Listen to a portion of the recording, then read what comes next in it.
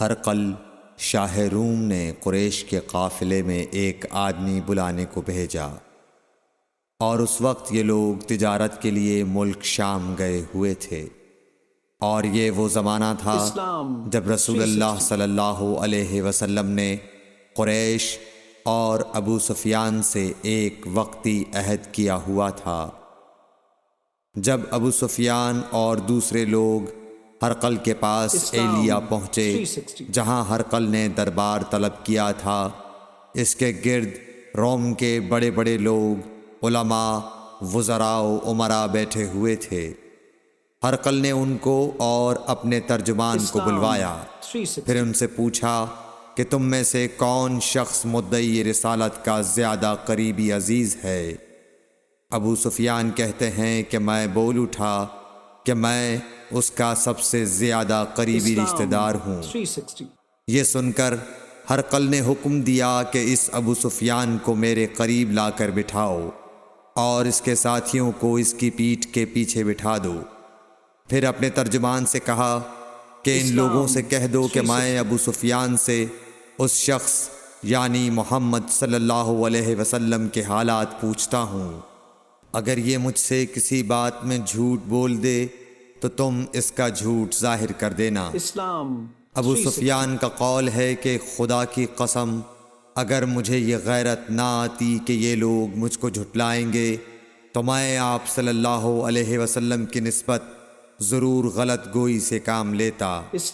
خیر، پہلی بات جو ہرقل نے مجھ سے پوچھی وہ یہ کہ اس شخص کا خاندان تم لوگوں میں کیسا ہے؟ میں نے کہا وہ تو بڑے اونچے عالی نسب والے ہیں۔ کہنے لگا اس سے پہلے بھی کسی نے تم لوگوں میں ایسی بات کہی تھی؟ میں نے کہا نہیں۔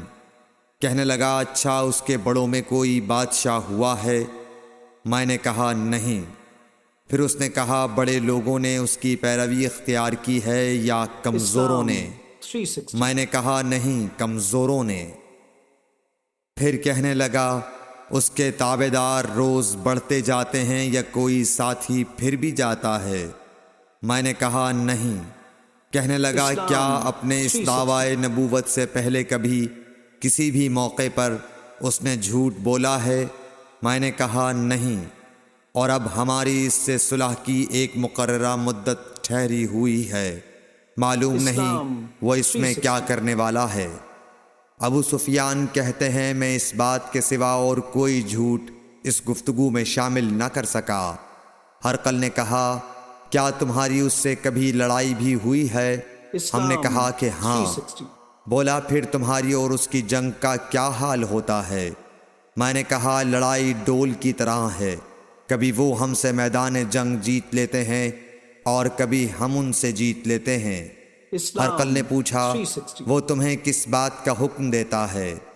میں نے کہا وہ کہتا ہے کہ صرف ایک اللہ ہی کی عبادت کرو، اس کا کسی کو شریک نہ بناؤ، اور اپنے باپ دادا کی شرک کی باتیں چھوڑ دو، اور ہمیں نماز پڑھنے، سچ بولنے، پرہیزگاری اور صلہ رحمی کا حکم دیتا ہے۔ یہ سب سن کر پھر ہرقل نے اپنے ترجمان سے کہا کہ ابو سفیان سے کہہ دے کہ میں نے تم سے اس کا نسب پوچھا تو تم نے کہا کہ وہ ہم سے عالی نسب ہے، اور پیغمبر اپنی قوم میں عالی نسب ہی بھیجے جایا کرتے ہیں۔ میں نے تم سے پوچھا کہ دعوی نبوت کی یہ بات تمہارے اندر اس سے پہلے کسی اور نے بھی کہی تھی؟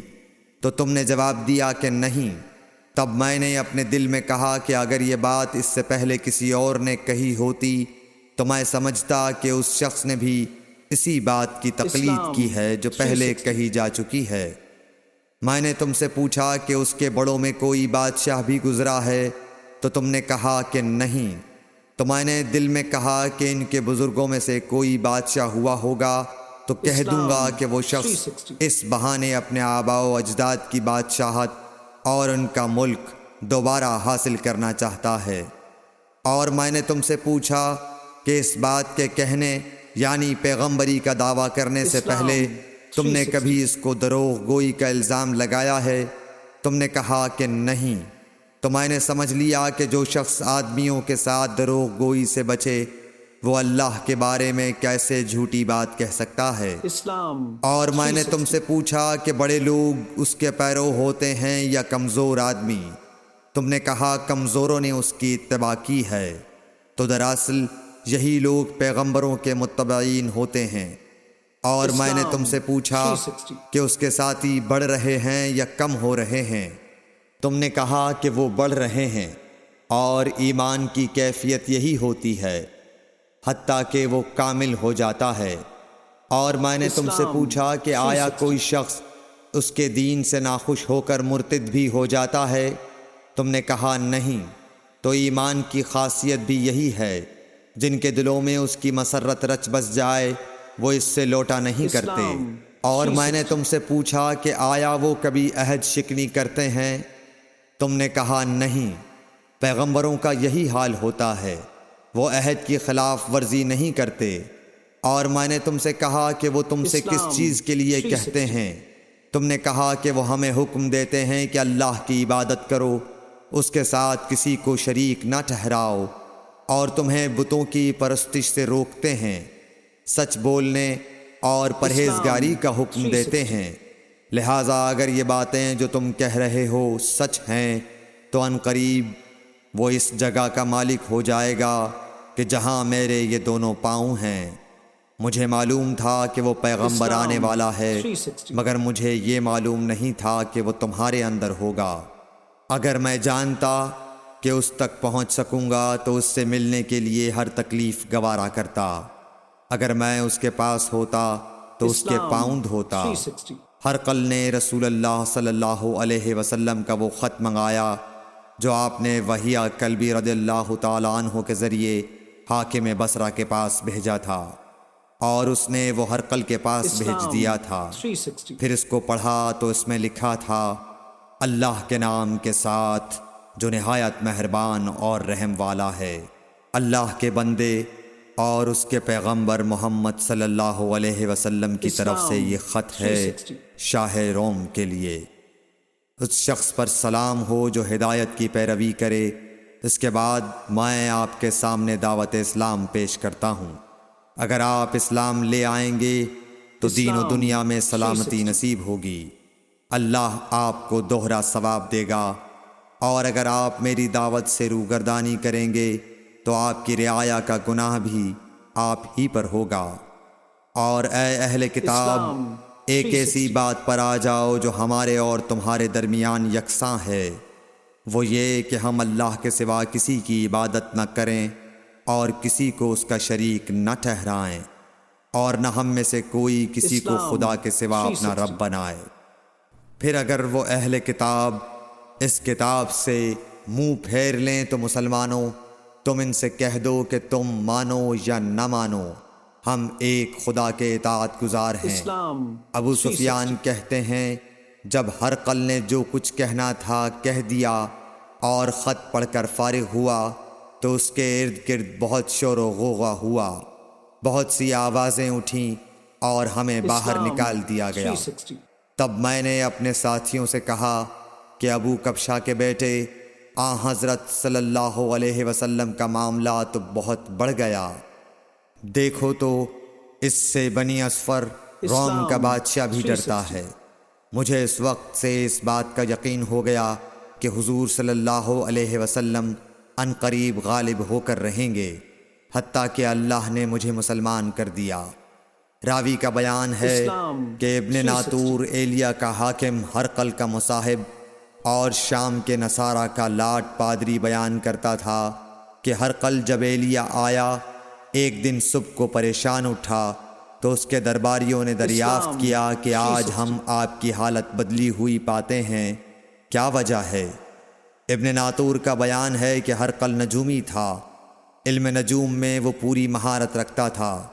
اس نے اپنے ہم نشینوں کو بتایا کہ میں نے آج رات ستاروں پر نظر ڈالی تو دیکھا کہ ختنہ کرنے والوں کا بادشاہ ہمارے ملک پر غالب آ گیا ہے۔